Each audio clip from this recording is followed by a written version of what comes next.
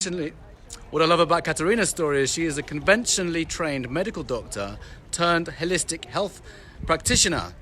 And we've written about very similar things, haven't we, in our stories? So could you give us a little quick background of yours? Mine goes all the way back to my childhood, and I don't want to get into the nitty-gritty details. You can read it for that.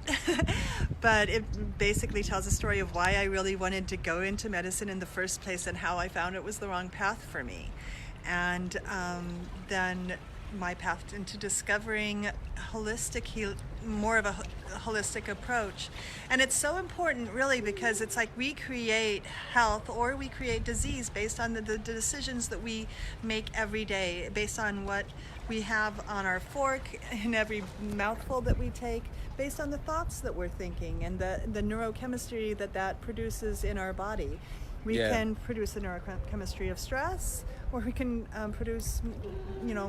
get in a more parasympathetic state where we can heal ourselves, and that's all based on our thoughts. I love that point you just made. 'Cause in the last few years, I used to be all about nutrition, and in the last few years, I've gone really into the mind-body connection and how our thoughts and feelings can make us well or they can make us sick. Like a whole different cascade of chemicals and hormones is secreted in the body depending on the thoughts that we think and the feelings that we feel, which you've just touched upon. And we have the ability to change our focus at any point in time to change our perception of our reality ultimately, don't we? So really cool stuff. And we've both written about a piece of history, which is why I really loved your story, a piece of history that's happened in our time.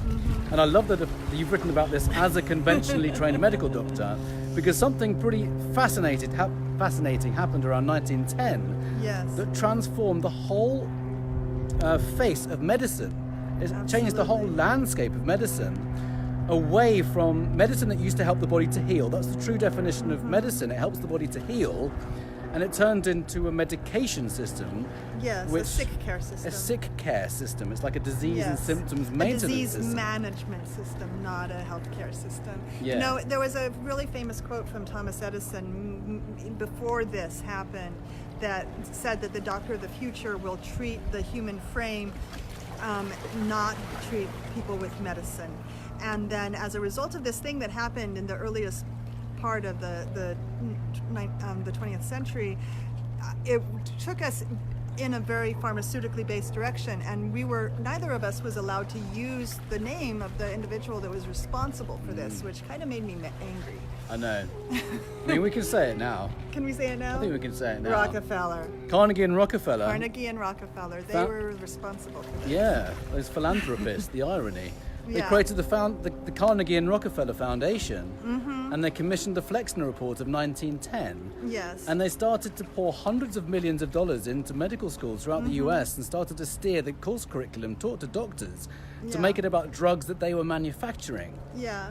And it had actually come about because Rockefeller was an oil baron, and he did this really unethical thing where he created these monopolies within the oil industry, and he actually was found guilty of doing this and was told that he had to put money into charity. And so the way he put the money into charity was to create a different kind of monopoly, a monopoly of the pharmaceutical industry instead. He did the exact same thing that he'd gotten in trouble for in the oil industry. No way, I did not know that piece. Wow, okay. Yeah, it's a pretty fascinating story.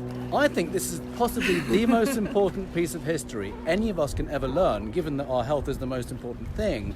And so many people still go to conventionally trained doctors to seek health for illness and disease. Of course, they have their place. They're amazing in emergencies and getting us out of trouble, getting us out of pain. But they don't teach any nutrition in medical school. You're saying that from personal experience? Personal experience. I mean, I think I had a grand total of 4 hours devoted to the study of nutrition in medical school, and all of it was the pharmacokinetics and pharmacodynamics of vitamins. The specific vitamins, what those vitamins will do in the body, and what happens if you don't have the vitamins in your body. Wow. That's it. No coverage of food, nothing about really nutrition. Yeah, a friend of mine went through the course, and he actually showed me what he called the medical Bible, which is about that thick. And I swear it was 4 pages of nutrition. He actually showed me this. Mad.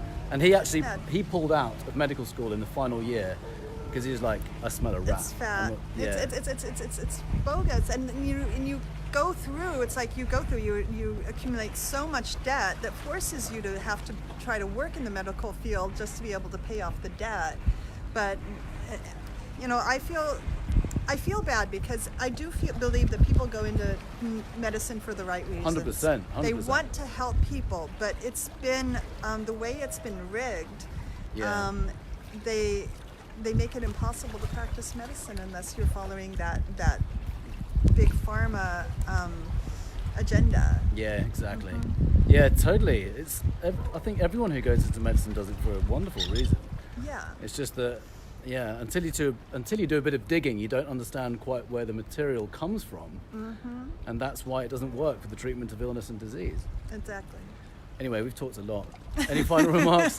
My biggest thing is the body's ability to heal is greater than anyone has allowed us to believe. It's like such a powerful self-healing machine, and it can heal just about anything, given the right environment within the body. And the science of epigenetics has given us our power back. It puts us back in a driving seat because it's the environment in the body that signals the genes. It's not the genes that determine whether we get sick or not. It's the environment we keep in the body. Exactly. And by environment, it's what we eat and what we eat, the move. Thoughts that we think. All of those things are so important. Environmental toxins that we're exposed to, EMFs. Even the EMFs from the phone that we're broadcasting from. Exactly. I know. Thank you for watching, everyone. Thank you so much. Go and check out our stories. They're lots of short stories. They're very quick to read. It's really cool. Yeah. And the idea is to empower people to take their power back, heal their own bodies, and live a life.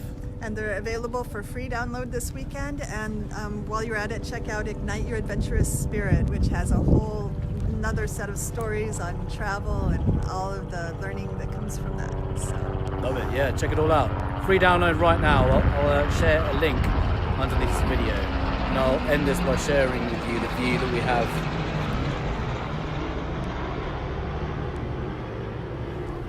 Redondo Beach. Awesome. Thanks for watching. Going down. Mwah. Going down. I don't think I've ever blown a kiss to my audience. But there you go. First time for everything. Tantrika, what can I say? Oh, very good. Medical doctor turned tantric. Turned tantric healer. And, brilliant. I did not know that about you. Amazing. Thank you for watching, everyone.